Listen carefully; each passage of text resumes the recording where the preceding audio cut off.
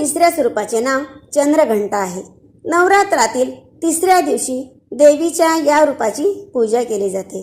तसेच देवीच्या मस्तकावर घंटेच्या आकाराचा अर्धचंद्र असल्याने तिला चंद्रघंटा देवी असे म्हटले जाते.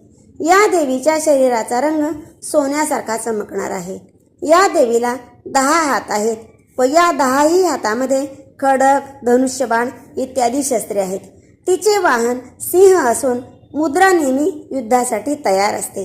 या देवीच्या उपासनेने साधक सिंहासारखा पराक्रमी व निर्भय होतो. या देवीचे रूप अत्यंत सौम्य, शांतीपूर्ण व कल्याणकारी आहे.